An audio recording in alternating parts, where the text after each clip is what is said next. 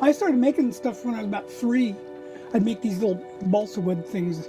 Mom, of course, was an artist, and she used to be, she'd be clearing the supper dishes and have a wet paper and ink thing going on top of the counter over the dishwasher, and she'd clear a few dishes, put them in the sink, and pick up her brush and do a little of that. So the whole idea of doing that kind of stuff was just integrated into the household completely.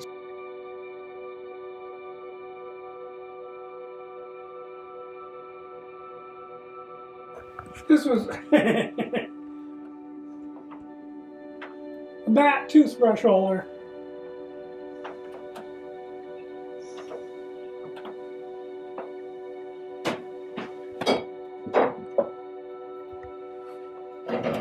What we were doing in the 60s, I graduated from college in 69, so I was right in the thick of it.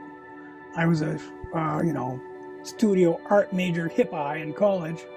Why not? It's as good a thing as any to be. Yeah, I made stamps.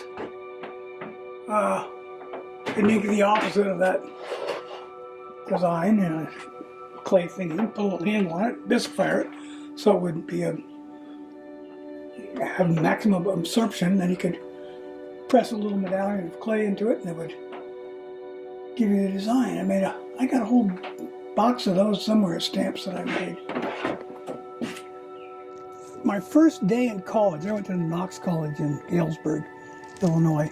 I didn't know what I was going to do, but they had a new fine arts center there, the new revolving theater, and all kinds of fancy good stuff. It was a nice new building.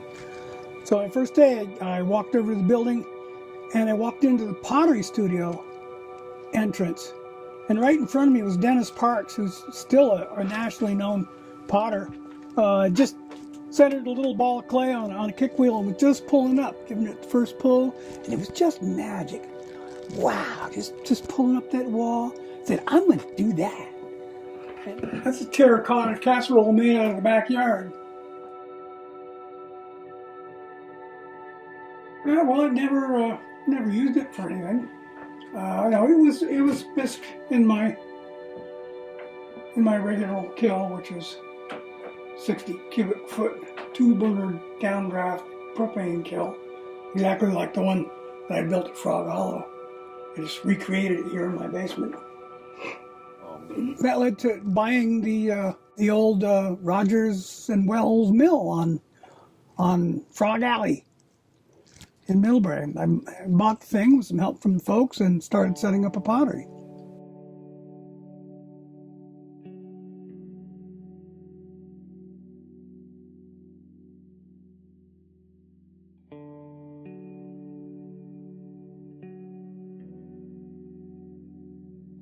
Well, Alan was a friend of mine. I'd been doing music with Alan.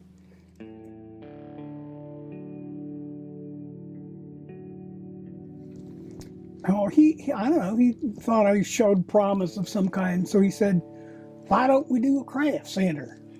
He said, you sell me the building for what you got in it, and you pick the craftsman, redesign the building to make it work, and everybody teaches, and people can see into their space and see what's going on. I thought, that's a pretty good idea.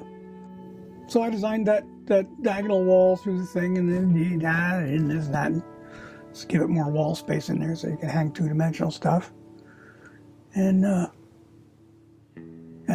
pick the craftsman. I put an ad in the paper. This is 1970, for crying out loud. We didn't have the internet. We were looking for people who would be interesting, and diverse people. Potter, metalworker, jeweler. And then we had the whole space behind that diagonal wall for whatever came along. Somebody could come and do a 1-day, a 2-day thingamabob on weaving or, cactus painting or whatever came up. Starting the pottery, okay, we had the space, and we needed a kiln, we needed some wheels, and we needed a clay mixer, and I needed a compressor for the way I like to glaze big stuff. So I built 10 wheels. Rented a pipe bender, and welded them up right there, and cast the flywheels. and did the whole thing right there and built the kiln and collected all the equipment we needed, and away we went. So then I had my own workspace, and I was making monsters. Big ones and little ones, little spirits, little bodies for spirits to live in. I remember one little guy one day, it was raining outside, so I built Gurka. He would sort of sing, and he was the spirit of all water that falls. If you're taking a shower or if it's raining, no matter what it is, he's the spirit of all water that falls. I sold him for $27.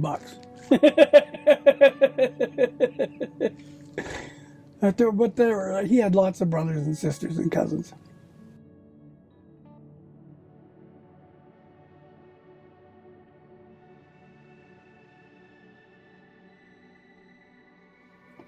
I always had a garden. In the last year I grew down back, it was 2012, I got tick bit 15 times that year. Oh. And said, the hell with this. So I started in containers on the shop roof. I like everything's alive. Everything is alive. Everything has a spirit to it. And so if you make a little body, it's going to attract its spirit. Like making the tradition of making a kill monster. Every time you fire, you make a little beast to be in charge of the firing, and you stick them up on over the door of the kill and fill them full of hope, and away you go. You turn her on. Well, I just make things. I'm a craftsman. I don't even care if you call me an artist or you call me not an artist. I'm a craftsman. That I can rely on.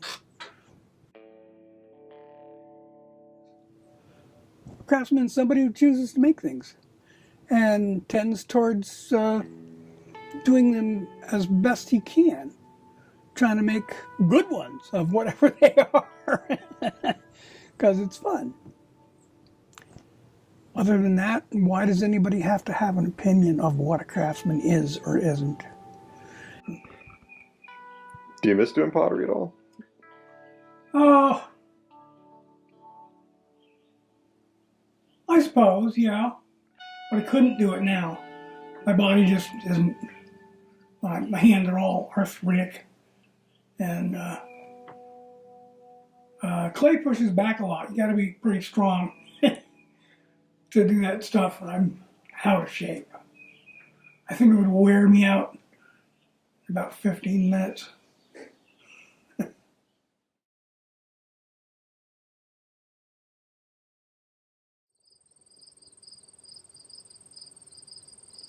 I started when I was in college at University of Wisconsin. I took a jewelry course, and I knew that was what I wanted to do. I'd always been involved in the arts, but the jewelry making was definitely an attraction. Well, that was 1968, so it was actually very tumultuous times politically. Madison was a hotbed for protest. And eventually I left because there was a bombing at the school. Someone died, and I did not return after that. I came for sanctuary in Vermont.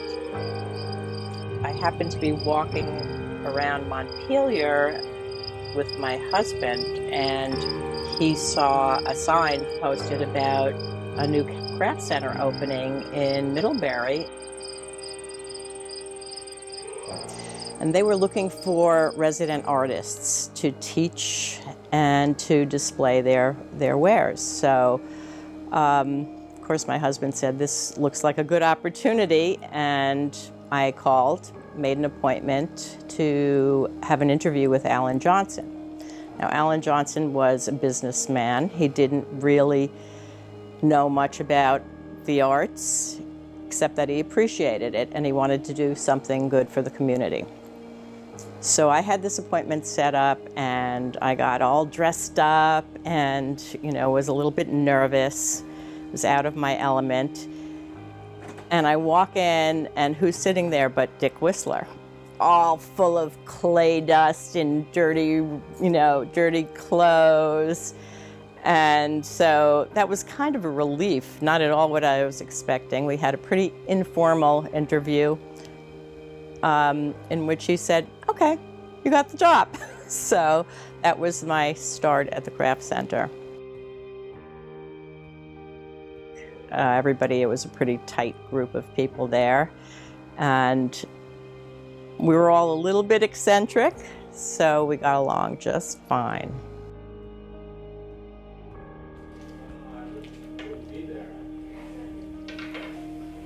Okay, so this is a piece I made while I was at the craft center.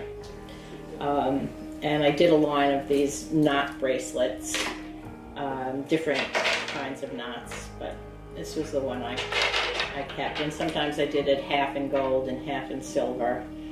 So they were pretty popular. And I was wearing this one when my son was born. I have a picture of me holding him and the bracelets in it, so that will never go away. And these I did later when I went back to school and learned enameling.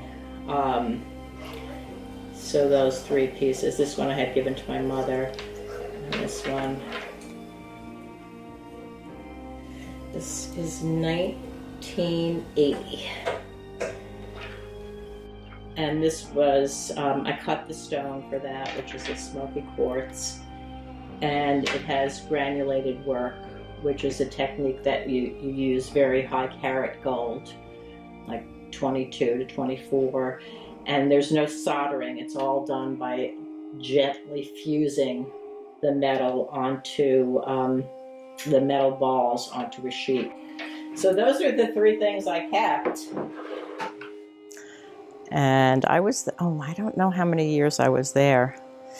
A lot of years. And then decided to move on and have my own shop where I could control my environment more. I was in a shop on Main Street for a couple of years, and then we decided to all go our separate ways, and my husband got a job teaching English in Greece, and I was out of here.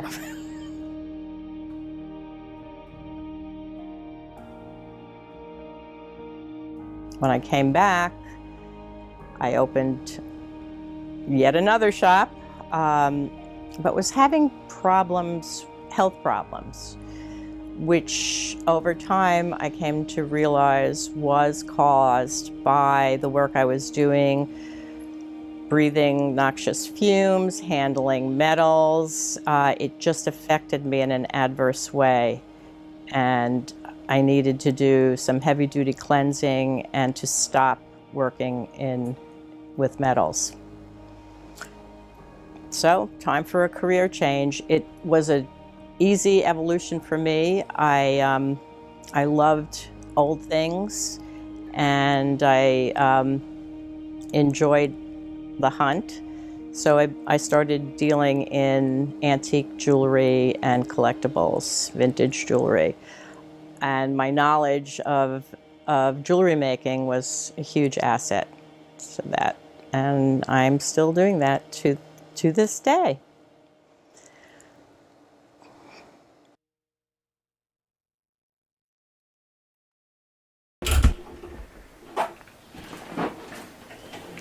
I remember the very moment that I had the idea of making briar pipes by hand. I'd graduated from college. I was in Vista for 2.5 years in Eastern Kentucky and in Philadelphia. And I'd seen the first handmade briar pipes that I'd ever seen in Philadelphia in a pipe shop. And they'd been imported from Denmark.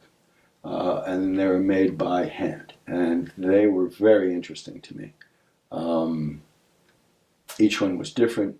Each one had a person. There was someone behind it. It wasn't just made by machine. Something. Okay, so there's a piece of wood. Let's look at a piece of wood. And so I thought about those pipes for a while. And when I was in California, after being a Vista volunteer, I went to California, walked down the road, and I said, perhaps I could make briar pipes by hand for a living. What a crazy idea.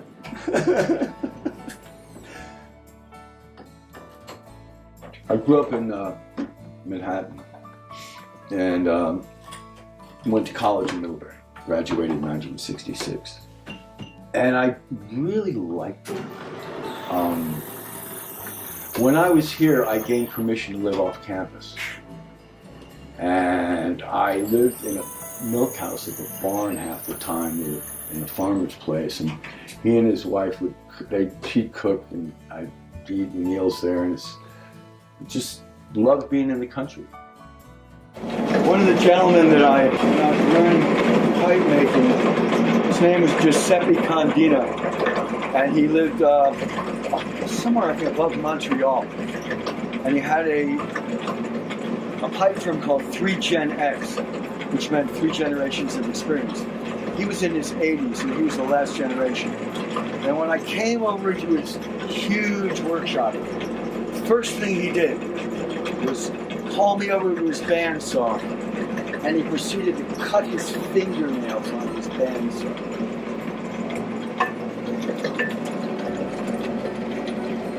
I never repeated that myself. That was his specialty.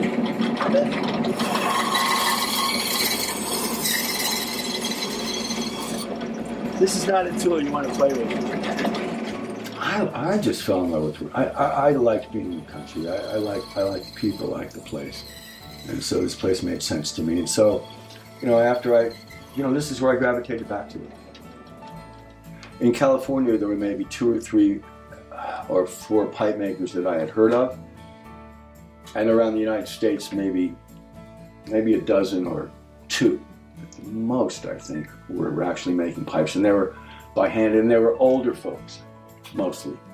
So in California, I went and visited with a few folks there, learned a couple of this and that, and continued to do that for a couple, 3 years throughout the U.S., and at the same time making my own pipes in a very basic manner, truly you could say by hand, in that the only electricity I used was to drill the pipe.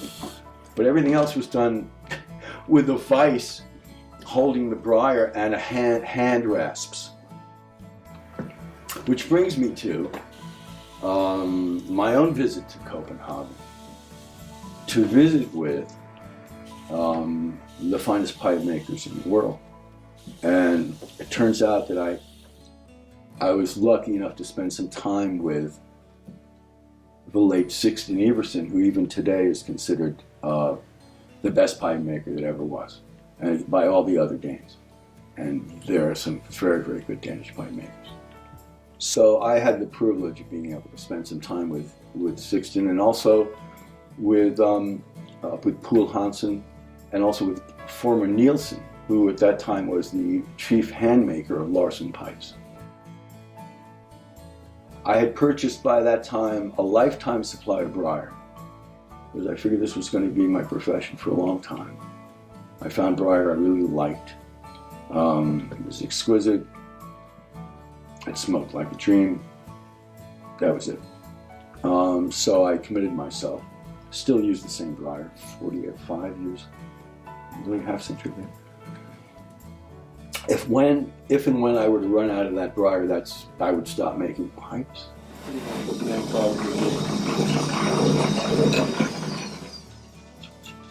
Full pipe.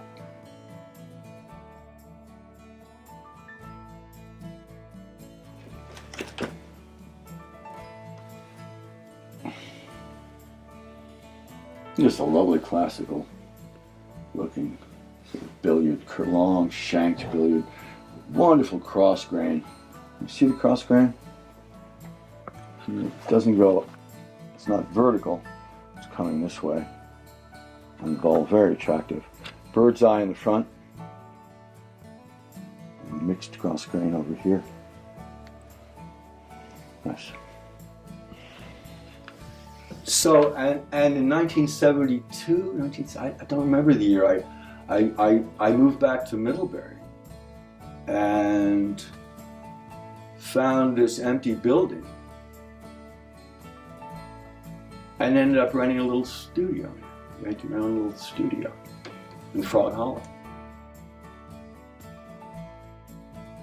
You know, and craftspeople started to appear, you know, in this area. And, you know, and then you could almost, you know, after maybe 8 or 9 or 10 people and a couple moved into, and it became a craft center. Well, it became a craft center. And, yeah, I would say there were a dozen of us who would occasionally meet in some manner or means and know that we were the folk that were making original, you know, 3-dimensional objects in this community, and that we had our own being here. And that we belonged here.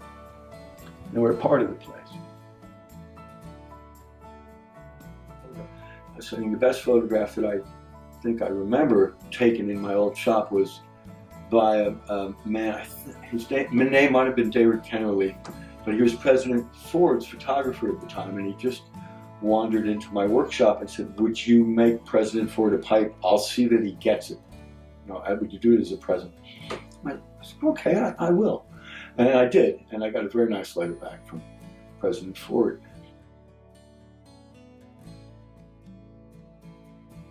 Lovely. And now, as you know, I mean, the whole state has become kind of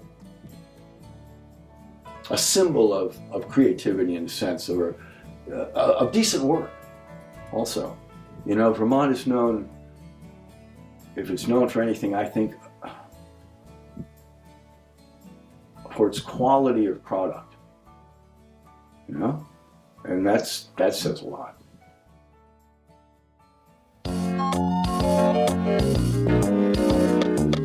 There are no palm trees in Vermont, as far as I know, at least not a lot.